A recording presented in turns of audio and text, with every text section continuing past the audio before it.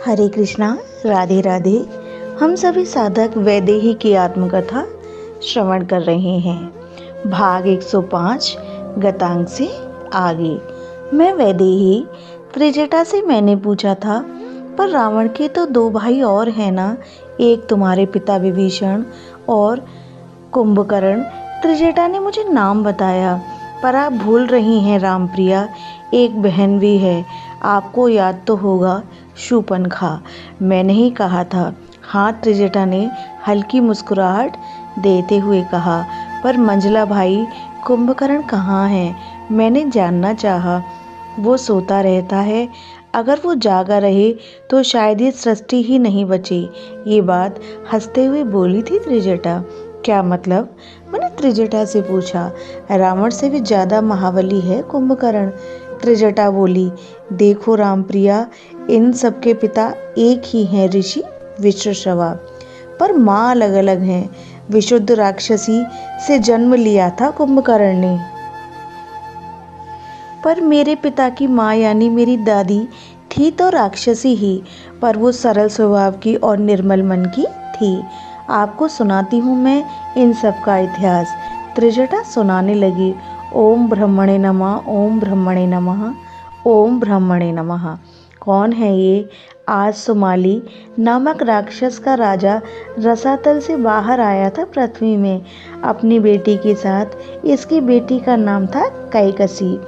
चौंक गया था सुमाली जब पृथ्वी में पैर रखते ही उसे यही मंत्र ध्वनि सुनाई दी थी, क्योंकि हजारों वर्ष बीत गए थे रावण को तप करते हुए। उसका यह मंत्र पृथ्वी के कण कण में समा गया था। कौन है ये जो इस तरह तप कर रहा है?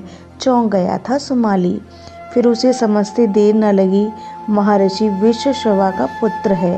बेटी, क्यों ना तुम भी ऐसा ही पुत्र राक्षस समाज को प्रदान करो। कैकसी अपने पिता के मुंह से ऐसी बात सुनकर शर्मा गई थी। सुमाली हंसा था। क्या मानवों की कन्या की तरह तुम लजा रही हो? हम तो राक्षस हैं, जो सत्य है वह बोल देते हैं। अब संतानोत्पत्ति तो नारी को ही करनी है ना, फिर इसमें चर्चा हो जाए तो आपत्ति क्या? सुमाली अपनी पुत्री से ये सब कह रहा था। तो मैं क्या करूं पिताजी? बेटी कैकसी ने अपने पिता से ही पूछा। पुत्री, तुम ऋषि विश्रवा को रिझा सकती हो, उनके तेज को अपने गर्भ में स्थान दे सकती हो। अगर ये कर सको तो हम राक्षस देवों के साथ भी लड़ने की हिम्मत दिखा जाएंगे। राक्षस सुमाली ने अपनी पुत्री को इस तरह से समझाया था। आर्य नारी तो थी नहीं कैकसी, राक्षसी तो उन्मुक्त जीवन की आदि होती ही हैं। तो कैकसी चली गई थी ऋषि विश्वश्रवा के पास।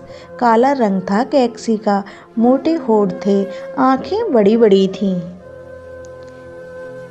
देह मानो कामुकता का सागर था। केश राशि लहराती कई नागिनों का समूह प्रतीत हो रही थी। उसकी देह की गंध कामुकता का प्रसार ही कर रही थी। ऋषि विश्वश्रवा ने देखा। काम वासना से कौन सा युग छूटा है?